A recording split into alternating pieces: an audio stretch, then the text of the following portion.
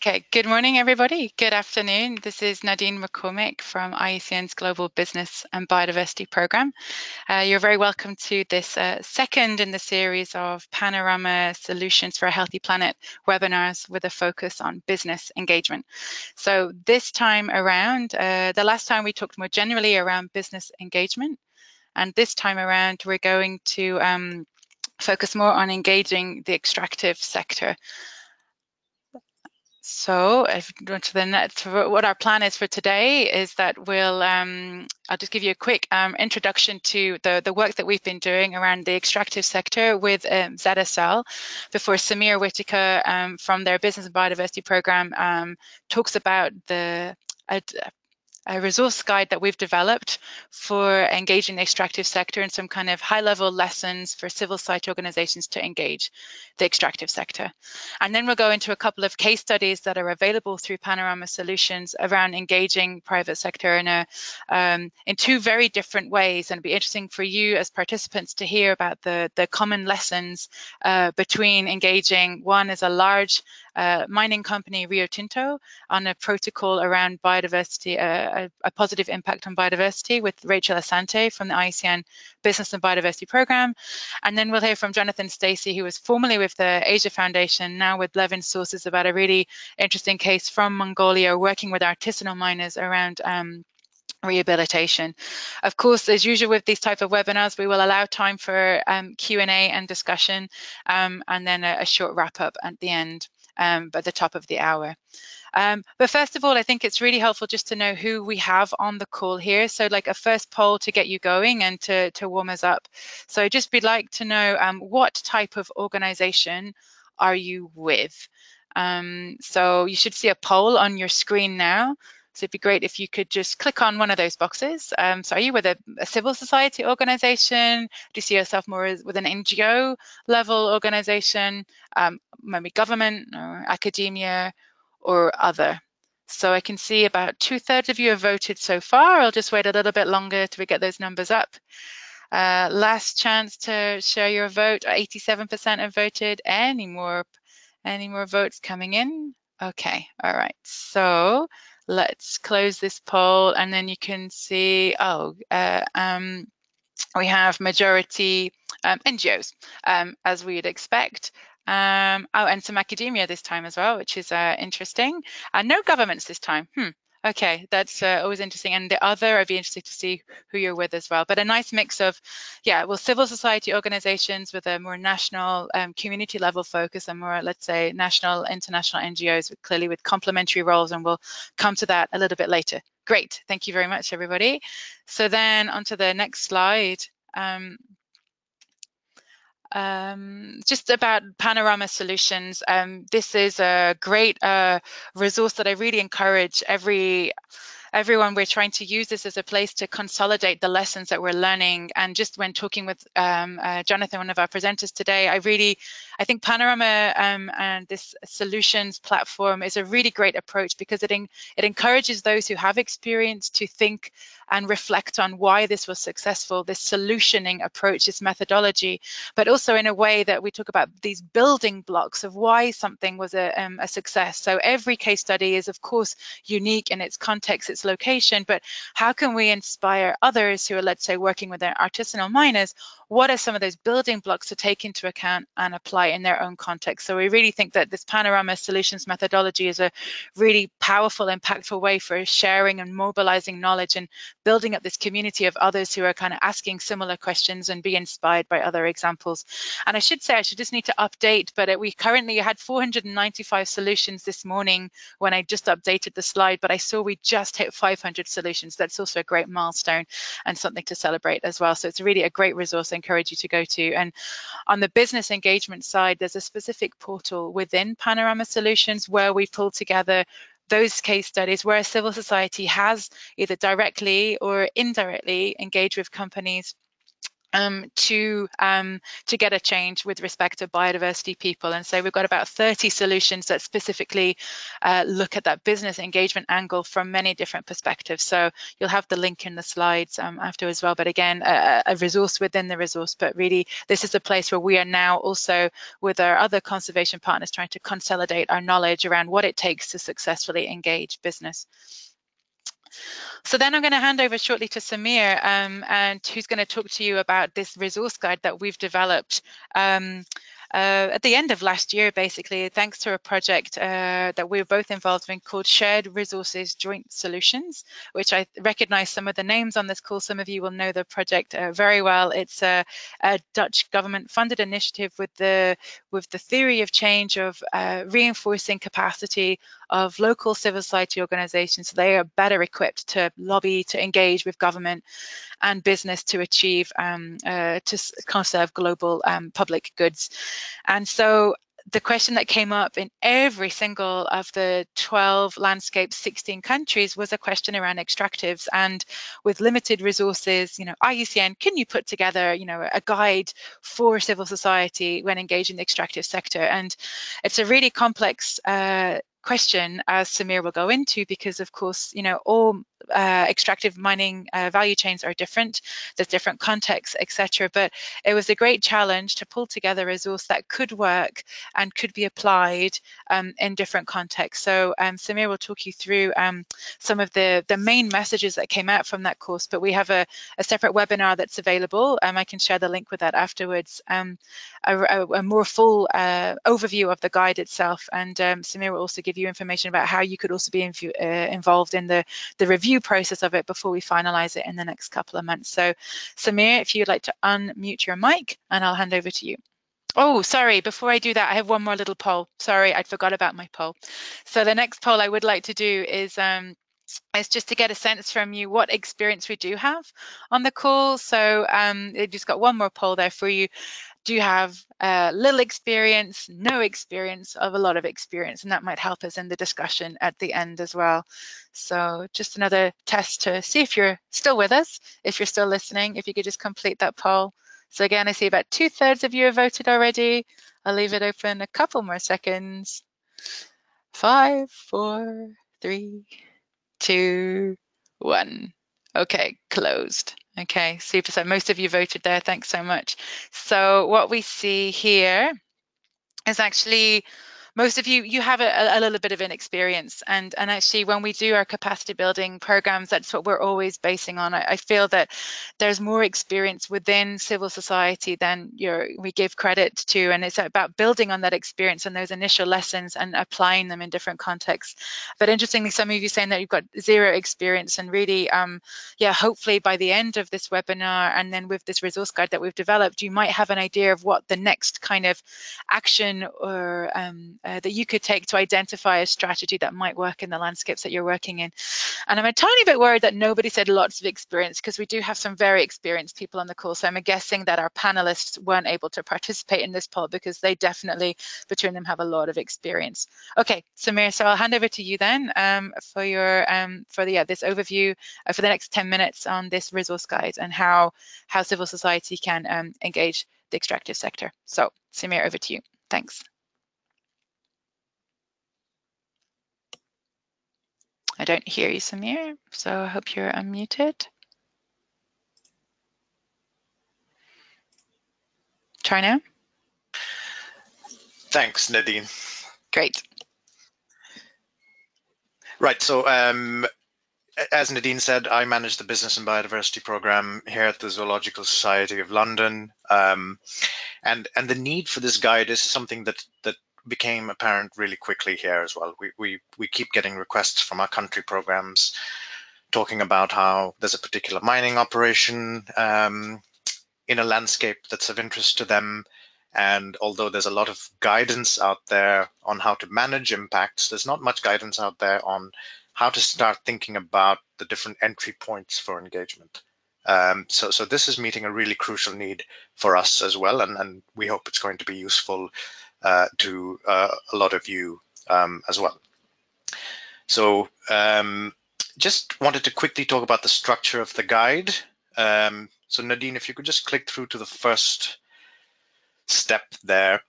Section 1 is really looking to help users understand the mining context. And it is, again, it's a really complicated industry, but this is just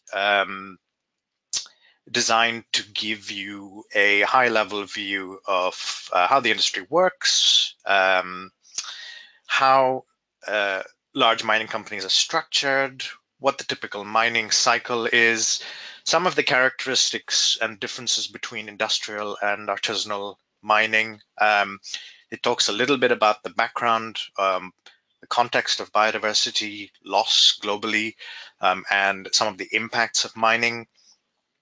Crucially, it also talks about the area of influence, which is again really important because you need to understand that in many cases, mining is not just about the impacts related to digging a hole, but the runoff, the secondary pollution impacts, the in-migration of people, cumulative impacts with other projects. If you could click through to the next section. So what we've tried to do is to organize the guide into 3 steps. And the idea is that you could follow that sequence of steps from identifying a project you want to engage with through, but they're also designed to be used independently of each other. So the second phase is really looking at what are the levers for change within businesses that we as NGOs can interact with and use in order to have sort of desired outcomes together with companies. So we talk a little bit about what the business case is for extractive companies to engage on biodiversity. What are some of the operational risks and drivers that we might be able to use? And we talk about an entire set of these drivers as well. And we kind of use these throughout in terms of whether you want to engage directly or indirectly and what your entry point could be. We talk about why extractive companies could want to engage with a civil society organization. And we also talk about the fact that companies are often at different stages in terms of their approach to sustainable, responsible operations. And that very much dictates what kind of approach would be valuable and which one is likely to succeed. Finally, in step 3, we talk about things like what is the right time to engage. And we also talk about engaging companies both directly and indirectly, using again those 5 drivers that we've discussed earlier. We talk about some of the risks of engaging with extractives companies. Very often there are reputational risks to an NGO of publicly associating with such companies, but there are ways to manage this risk. And ultimately, we're talking about how we understand what change we want to bring and how to get there by working with the company, engaging with the company. Go to the next slide a bit. So we talked about those 5 drivers earlier, which kind of dictate the type of language, the approach to the company, and who within the company you want to be talking to. But there are a set of enabling conditions that almost require to be in place, and these will also dictate what kind of approach you take. So just looking at a couple of these, the operational, for example, if your interest is in working with a company to apply international best practice around a particular mining operation, it does usually help if it's an international operator or there are international operators in the landscape. It's important to have strong regulations, so government regulations in place. If you are looking at engaging from a financial perspective, for example, a lot of international NGOs' first approach is looking at whether a company is funded by, for example, the World Bank. because the World Bank has a very specific set of standards that require to be implemented. So if we just move to the next slide. A lot of times we got the question of, how do you decide how exactly you want to engage? Whether there should be sort of some process to dictate this before you start putting resource into it. So just assuming that you have made a decision that engagement with a particular company is important, it is useful to have that process. So this is just a very quick example which we hope to develop of what that process could look like. And it makes some assumptions about what might be important or high risk to your particular organization. But just looking through it, for example, if you're looking at a industrial mining operation, one of the first steps that you should think about is it a legal operation or not? If it's not legal, first port of call could be to inform the authorities to seek some sort of enforcement action. If it is illegal, if it is legal, you're looking at the level of transparency that the company has. Has it published an EIA? Have there been public consultations? Because these are your entry points to dialogue. If yes, and they are receptive to discussion, for example, they're having a public consultation, then direct engagement approaches would be the first thing to try. And at that point, if they're not receptive to discussion, there's a number of indirect ways to approach the company. And this is kind of an iterative process. It doesn't mean that once you've gone down the direct engagement route, you can't do indirect or the other way around. So if we just go to the next slide. There's a question of when to engage, and this is where options increase and things get a little bit more complicated. When to engage very much depends on the project timeline. So where is a particular project on this scale that we're looking at right here? And again, that dictates how and who you engage with. And it also, again, just to say, engagement can be direct and indirect, and this illustrates both of those options. And we're going to talk about the mitigation hierarchy in the next slide. But sorry, Nadine, can we just go to the mitigation hierarchy for a second and then go back? Yeah, sorry, I should have done it the other way around. But this is a tool and a framework which is internationally used to manage development impacts. It's a well-known tool both in the NGO and in the extractives space. And it's important both to understand impacts, but also as an engagement tool. So essentially the 4 steps there are, it's most important to avoid any possible impacts. The next step is to minimize, and there's a variety of guidance out there, which is all referenced in our document about how to perform these four steps. The next step, obviously, is restoration for any remaining impacts. And finally, there's a big body of knowledge and practical guidance out there on biodiversity offsetting. And if you look on the right side, an example of how civil society might be able to feed into these steps is the number of various tools, expertise, and guidance that technical staff hold. And finally, for offsetting, as I said, there's a big body of knowledge out there, which is also held in the CSO and NGO space. Essentially, a lot of offsets are designed around traditional conservation projects or protected area management, which is core expertise for environmental NGOs. Now, if we just go back to the timeline tool for a second, you can see the 4 steps on the bottom there. And this is an ideal timeline for a development project where you start off with avoidance, then minimization, finally restoration, and then offsets as a last resort.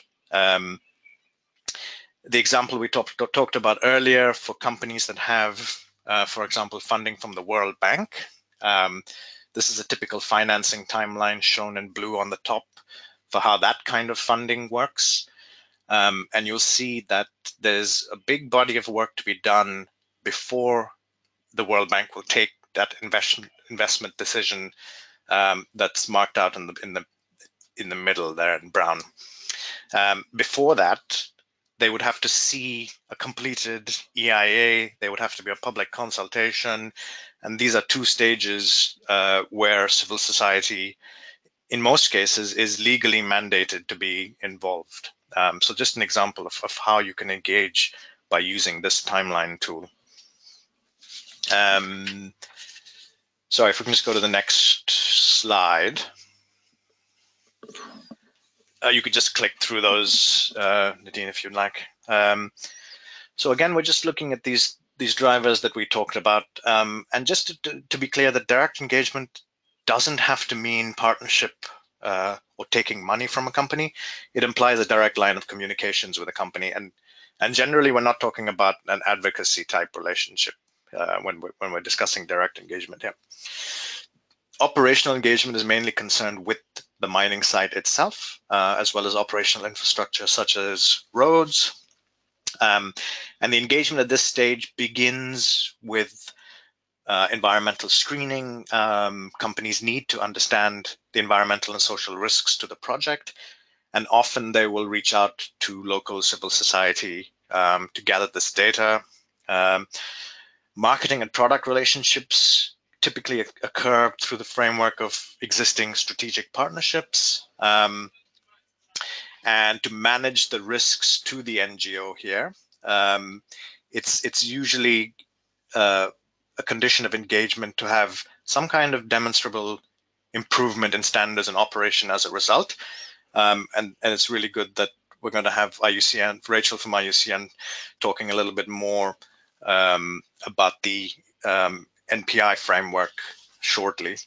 Legal and regulatory engagement is typically related to the space of environmental and social impact assessment and strategic environmental assessment processes, which again are typically legal conditions for licensing. And reputational, which can be fairly high risk, given the context where a lot of mining companies are operating and the general view by civil society of mining impacts. But it's most common where there's clear benefits for both parties. And again, it's usually in the framework of some kind of partnership agreement with clear legal conditions about how it's communicated, for example. And again, it should be very focused on measurable targets towards sustainability, responsible operation, to make sure that it's not just greenwashing. And IUCN, again, to use the example, have used advisory panels as quite an effective way to do this.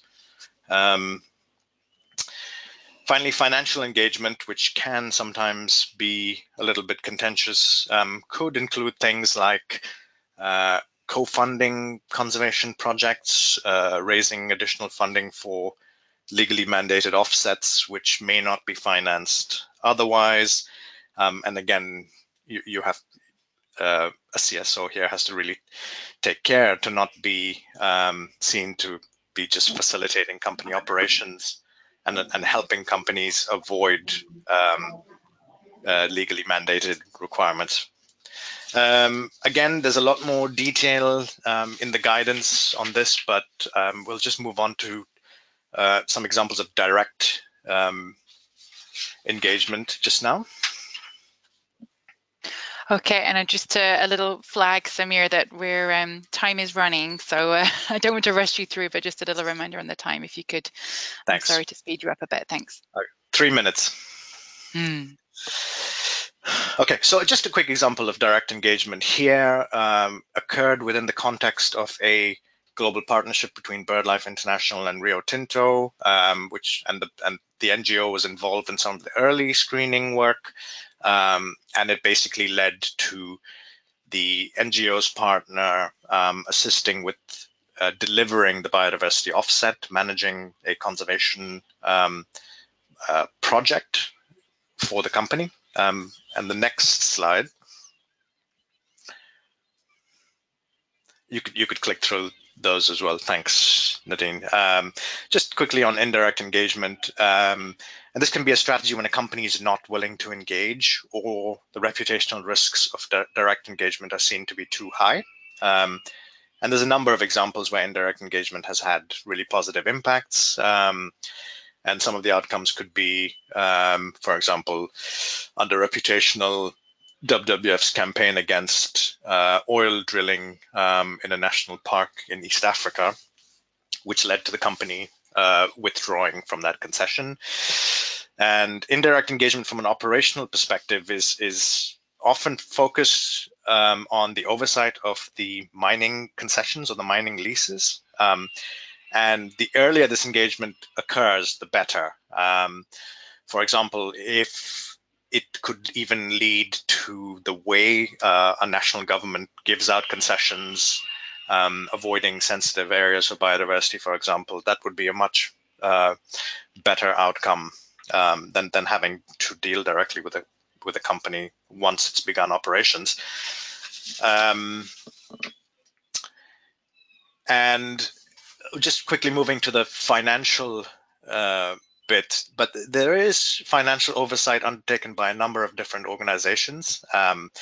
For example, the World Bank has its own assurance body for the projects that it funds, what's called a compliance advisory ombudsman, where you can submit grievances or cases which you would like them to investigate together with evidence. And there's other organizations out there, such as BankTrack, for example, that track large projects that they see as irresponsible, and they're pushing companies to be more transparent. And again, this is covered in more detail in the guidance itself. Finally, for case of indirect engagement, I just had the example of this particular mining project in Alaska. It was proposed by a company called Northern Dynasty Minerals and had funding from a number of large companies such as Mitsubishi and Anglo American Rio Tinto. And because of a big social and environmental campaign against this particular mining project, it caused a number of the investors to pull out, and there was a lot of targeted engagement with those investors and developers. And it looks like that pressure has led to the project. Well, funding has been pulled out. The project is still on the table, but it's highly unlikely to receive the kind of backing needed to develop it. So again, a very positive result there from indirect engagement. And again, these are detailed much more in the guidance itself. So what next? We have now, we are going to finalize the draft guidance, and we would love for anyone who's interested to comment. The guidance will be available in draft form from the 16th of April. And if you could indicate this in the webinar survey, whether you would like to be involved in the review or not, that would be great. We'd love to get as much feedback as possible. We want it to be a really useful tool for you, ultimately. And the idea is that we're going to have a soft launch of this in Cambridge on the 11th or 12th of June. And we're looking to launch the guidance on the 18th and 19th of June at the Extractives Initiative Transparency Initiative meeting in Paris. And that's still to be confirmed, but that's the likely timeline for its launch.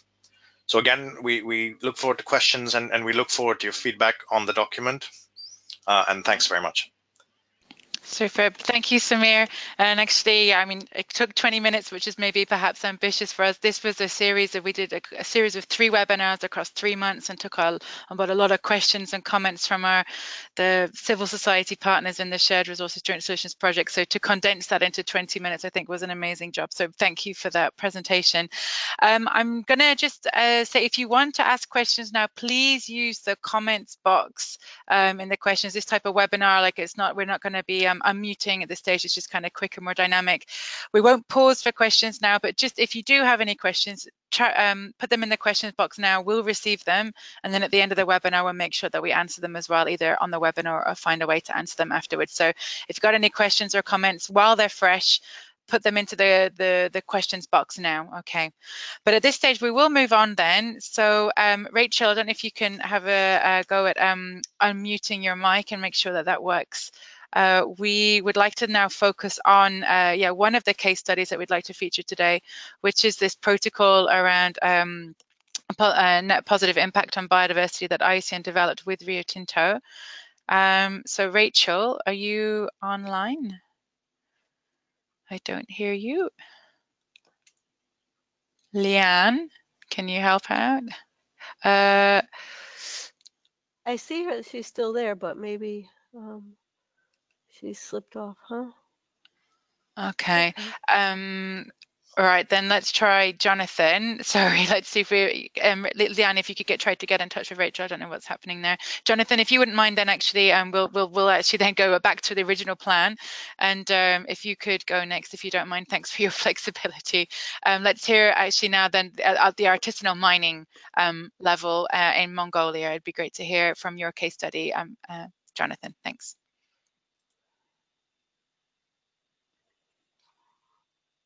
You need to unmute, Jonathan. The mic was working fine earlier on.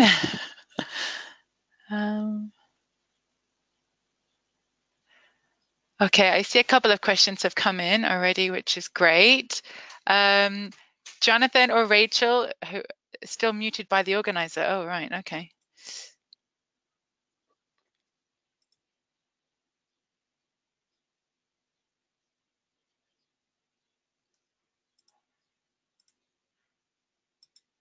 No, it says self-muted. Okay.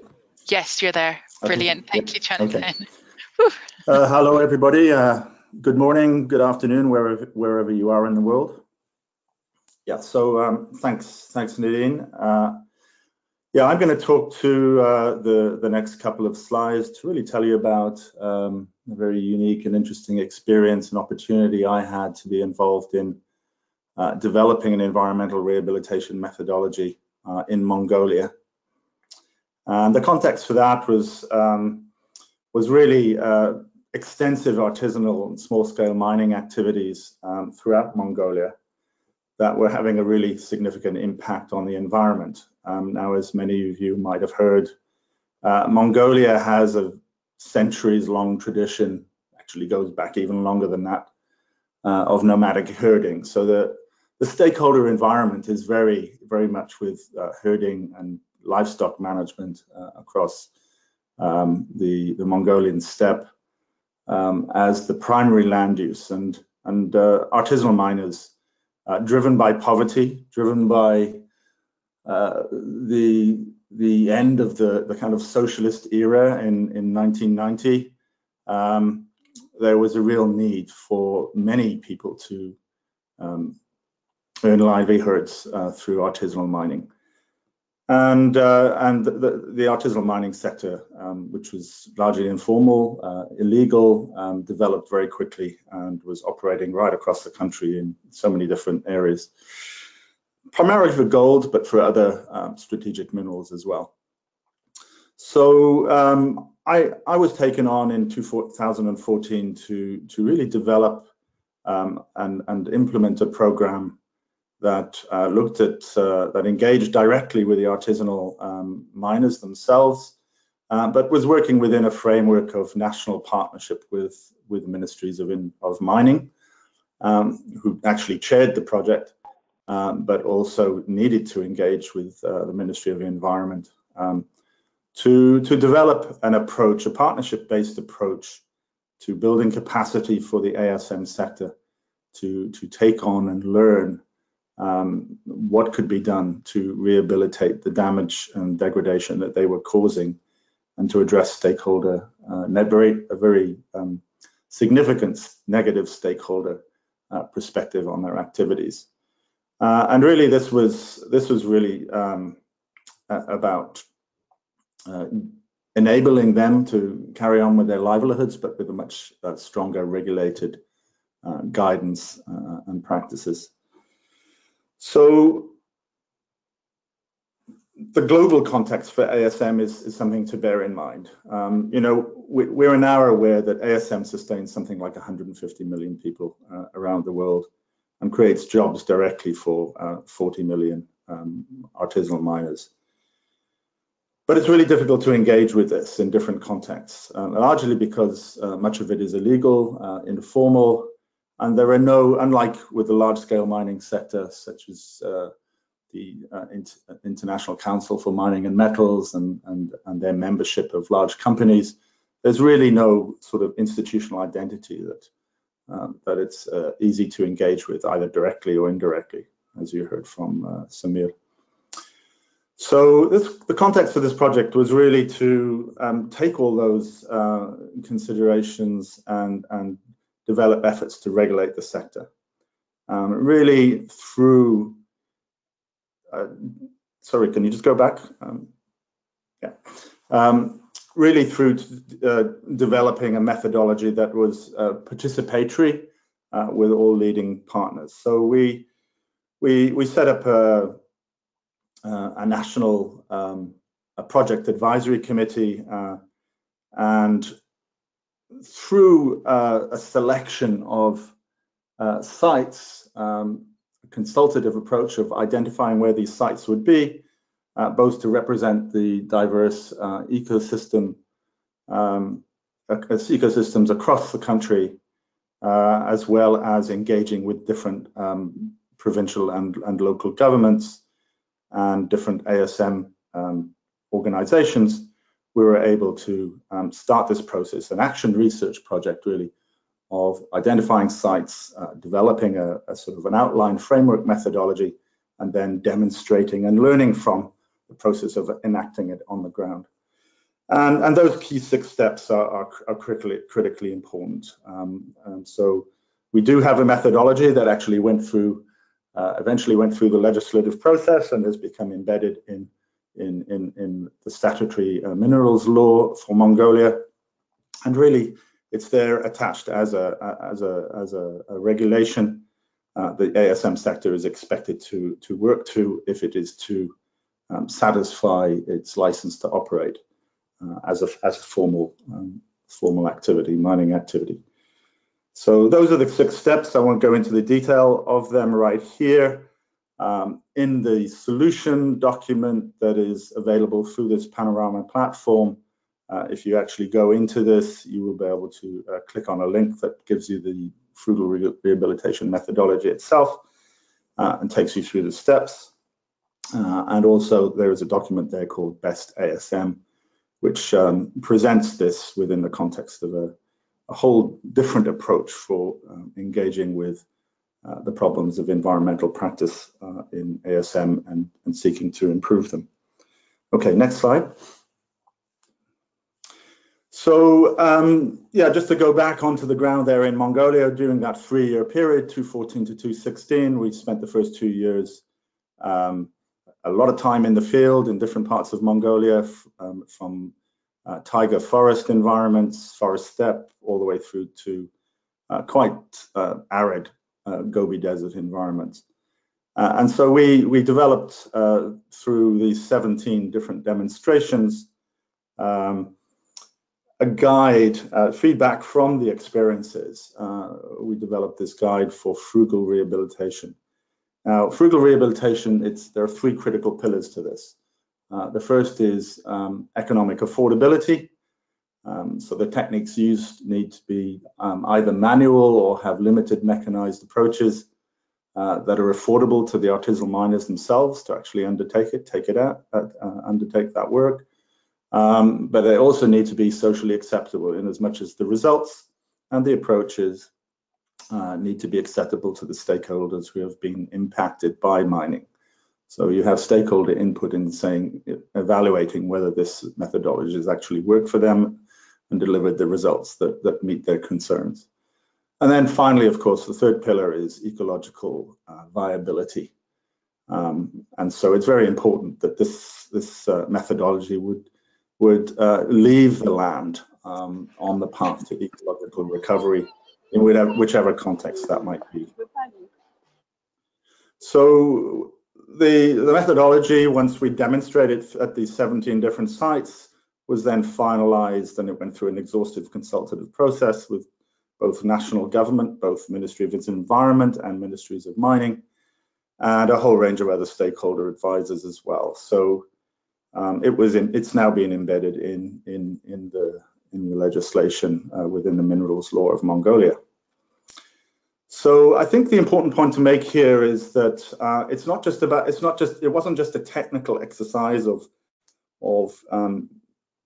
developing techniques that worked and gave good results, but it was also based very much on a partnership approach to working with national and local stakeholders. So when we arrived on the ground in Mongolia to really get this project going, the Ministry of Environment and the Ministry of Mines are just really not talking to each other, to the point that the participants would actually move out of the room when Ministry of Mines came into it. And we had this issue to deal with, and so a key that was developed through this project to actually ensure that common interests were going to be met was that we ensured that this project would also be developing outcomes for the Ministry of Environment with respect to ASM impacts in protected areas. So of the 17 demonstrations that we did, something like six of them took place in some of the key protected areas across Mongolia in different ecosystems. And so the Ministry of Environment were assured that this was not just a greenwashing exercise. This is something that would deliver results that was of core interest to them. Up until that time, they just thought that artisanal mining was something that should be banned, which wasn't a very practical approach. The economic situation in Mongolia was ensuring that artisanal mining was going to be happening largely illegally with potential for formalization. But that formalization needed to be based on a clear demonstration of capacity and commitment to undertake the methodology. So I think one thing I would like to say about the frugal rehabilitation demonstration and its success across the areas that we were working with, a diversity of different habitats that were relevant to Mongolia, was that the essence of this methodology, as I said, I've mentioned the three pillars of affordability, of social acceptability, and ecological viability.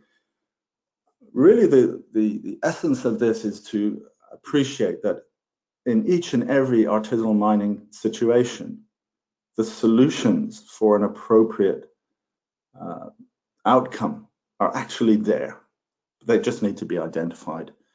Whether it's looking at the topsoil environment, whether it's looking at organic detritus that might be available from ecosystems that haven't been damaged, that are in juxtaposition to the degradation area. I think it's really important to recognize that the solutions are actually there. They just need to be identified. The components that can be brought together and brought to bear on a rehabilitation effort are, from our experience, generally in the wider environment and on the ground. They just need to be identified and incorporated into the guideline, into the project plan, if you like, for rehabilitation. Super. So the outcome now is that it was successful in Mongolia. We're now looking to adapt and scale up this approach in other areas of the world that are experiencing artisanal mining impacts, in particularly in tropical forest environments. And Levin Sources are actually, who I'm an associate with, are holding the platform for the BEST ASM. And BEST ASM is an acronym for Biodiversity and Ecosystem Services Transformative Artisanal and Small-Scale Mining. Bit of a mouthful, but it does what it says on the box. No, but it sounds good as well, BEST ASM. So no, that's really a great case study. Jonathan, thanks so much for sharing. I'm really glad we're able to capture this case study. And I recognize some of the names on the call now who are having issues with artisanal miners in their landscape. So it actually could be of interest maybe for some of you to think about how you might reach out to Levin Sources. We can make the contact. It might be a useful approach to apply in some of the shared resources, joint solutions landscapes. Okay, so Rachel, I see that I think we have been able to unmute you, right? Are you there? Yes, Rachel? can you hear me? I can, hooray. Thank you so much. And I don't know how long we've got you for. I know you need to leave shortly, but so thank you for your flexibility. But we really would like to hear from the other side, the other spectrum of working with Rio Tinto. So if you could share the story, please. Thank you, Rachel. Okay, so I've got about 5 minutes, and I'll give a synopsis of what IUCN did with Rio Tinto and some of the context behind it. So in 2004, Rio Tinto made what they called an NPI, which is a net positive impact commitment for biodiversity at the level of all their operations by the time of closure.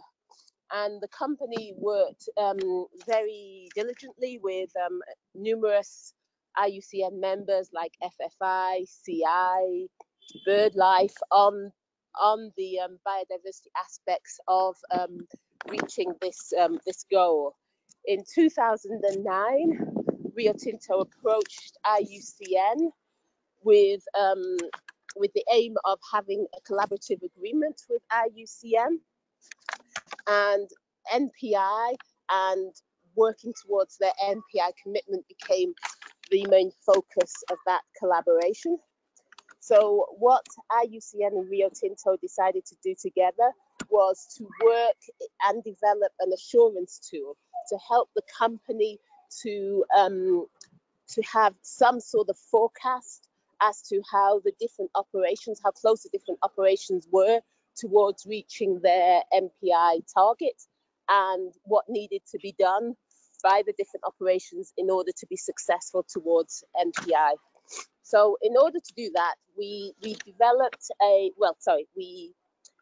we set up an expert group of advisors. Now, this isn't one of the IUCN panel processes that we've become quite renowned for. This was a working group which was made up of IUCN members, so members of different NGOs such as TNC, FFI, BirdLife, Wetlands, and then members of Rio Tinto who had operational responsibility for biodiversity.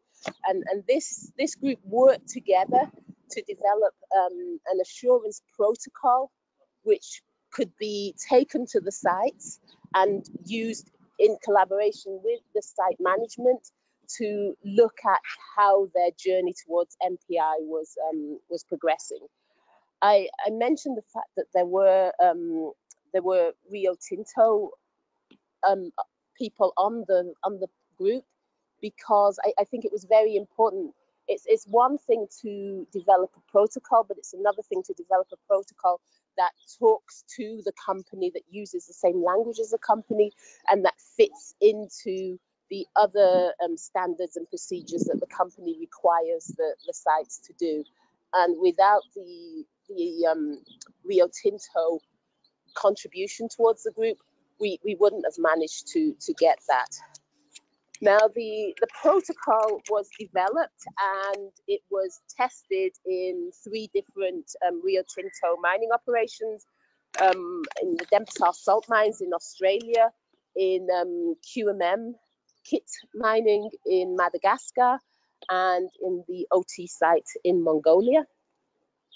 There were reports and recommendations that came out of each of the pilot testings, and there were various technical documents that IUCN produced from the work that we did with Rio Tinto.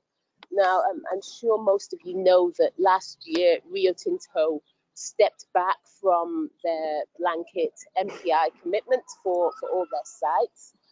But I have to say that for IUCN, the protocol has proved to be really invaluable.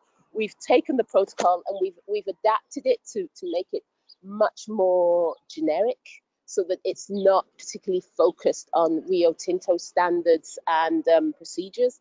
And we're now using this protocol to help other extractive companies that have no net loss and net gain commitments towards biodiversity. So last year we did a review of Newmont Mining's operation in Nevada. In a few months, we'll go to their operation in Australia, and we will do an audit of that operation and see how close that operation is to no net loss and net gain. Along with the work that we did with Rio Tinto, along with the protocol, we also worked on the MPI Alliance, which was a group of organizations, including IUCN, Rio Tinto, Shell, and the Nature Conservancy, and IFC were observers to the process, and that was just an organization that we developed that different members could come and talk about their challenges that they were having implementing MPI, and it was just a way we could learn from each other. So in terms of MPI and working with extractives, it's fair to say that the IUCN journey started with Rio, but it really hasn't finished there. We now work with Vedanta Mining in South Africa. We work with Newmont, as I say. We're still working with Shell on issues around MPI. So it's been a long journey that isn't over yet. If I can leave it there, Nadine. Yeah, brilliant. I mean, in terms of like the lessons for others, like on the call, like when it comes to like working with big companies, I mean, in the case study you have identified, it was getting this corporate commitment up front, and the resourcing was important, and the piloting seems that it was really important as well as an opportunity for both sides to learn, right?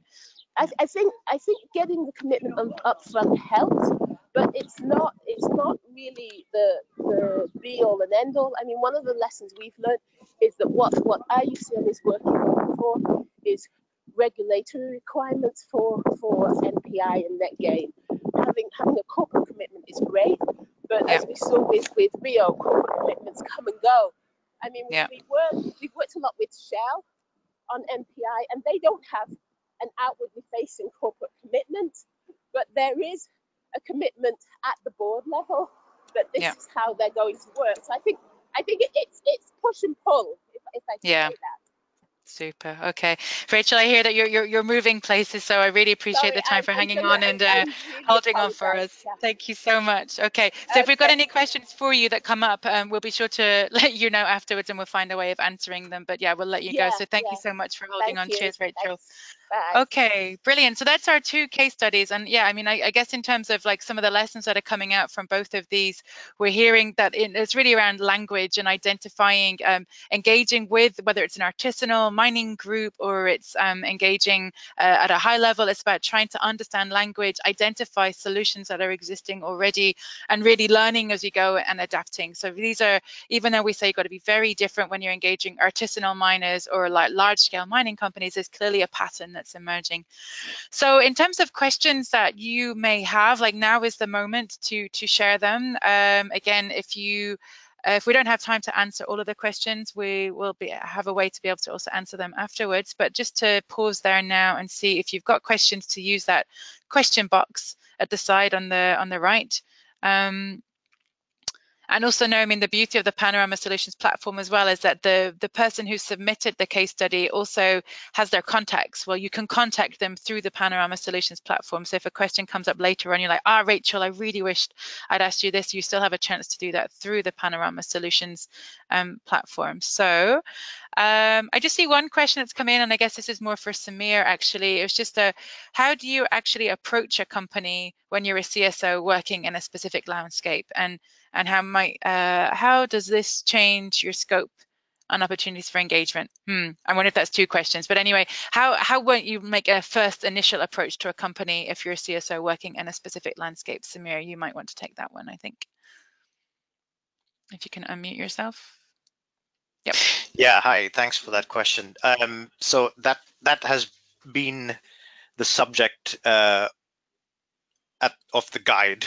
So we've spent the last 3 months trying to answer that question, and I think it's really about understanding what the drivers are, and this is why it's quite useful to sort of break an engagement process up into those 5 different areas. I think a question even before that is what stage is the company actually at? Is it has ground already been broken? Is it operating already, or are they just in the process of applying for concessions? And then the second question is, has the company approached you, or are you planning to approach them? And then you would start to look at those 5 drivers. So if there's public documents available, the environmental impact assessment, for example, these are often a really good place to start.